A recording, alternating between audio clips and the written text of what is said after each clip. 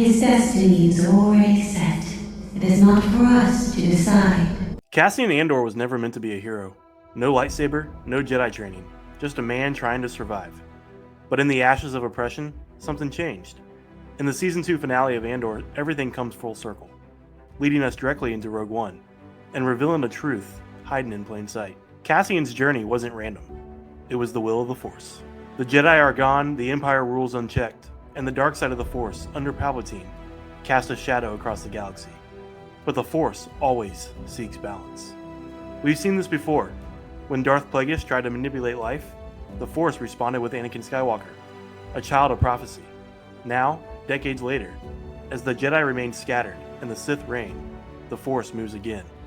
Not through a chosen one, but through someone no one would expect, a thief, a fighter, a man named Cassian Andor. Cassian's life has been survival. From the loss of his family to the bitter lessons of Ferrix and Narkina 5, he's never had the luxury of belief. And yet, every trial, every loss, every escape was the Force shaping him, guiding him. By the time Season 2 begins, Cassian believes in the Rebellion's cause, but not in destiny, and definitely not in the Force. He sees himself as expendable, a tool, not a purpose. But in Episode 7, something changes. Cassian meets someone different, a Force healer. Not a Jedi, but someone deeply attuned to the will of the Force.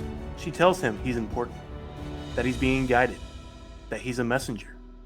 He doesn't believe her, but the seed is planted. In the Season 2 finale, that seed blooms. As Cassian walks toward his ship, preparing to deliver what he learned from the Empire's secret weapon, he sees the Force healer again. She's unloading boxes from a shipment. He nods at her, and in that simple gesture, we see it, understanding. He remembers what she said, that he has a purpose, that he's part of something bigger. But the galaxy isn't ready to listen. When Cassian delivers his intel about the Death Star to the rebel leadership, not everyone believes him. Bail Organa, of all people, hesitates. A man who protected Jedi younglings who once believed in the Force, now blinded by the same hubris that doomed the Jedi Order. But Mon Mothma sees the truth in Cassian. She convinces Bail to meet him, and that moment matters. Because when Bail finally speaks to Cassian, he offers more than approval. He says, "May the Force be with you." And I couldn't help but smile at this. The Force is always at play, even in the darkest moments. Cassian doesn't fully believe, but that doesn't stop the Force.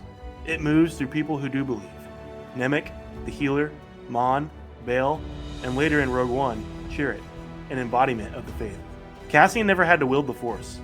He just had to walk the path it laid out for him. The Force's will has always been to bring balance. Most people didn't realize the balance would come not just from the rise of the Empire, but through the eventual redemption of Darth Vader. To reach that end, the Force moved through ordinary people who resisted. People like Cassian. Without his actions, the Rebellion's fight for freedom, nothing could have changed. The Force orchestrated the rebellion. It manipulated events so that someone like Galen Erso would plant a flaw inside the Death Star. Every action by the civilians of the galaxy was meant to lead to one thing: Cassian's sacrifice. That last shot of Andor isn't of Cassian, it's of Bix, holding his son, a boy who will never know his father.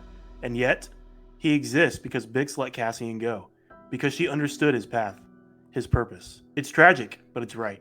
Because the Force doesn't preserve individuals, it preserves the spark, the hope, the future. Cassian never lived to see what he helped create. He died thinking the Force had different priorities. But the truth? The Force was never louder than when it moved through him. He wasn't a Jedi, he wasn't the chosen one, but he was something just as rare, a messenger of the Force. What moment in the Andor finale hit you the hardest? Did you feel the presence of the Force behind Cassian's journey? Let me know in the comments, and if this resonated with you, hit like, subscribe, and I'll see you in the next one. May the Force be with you.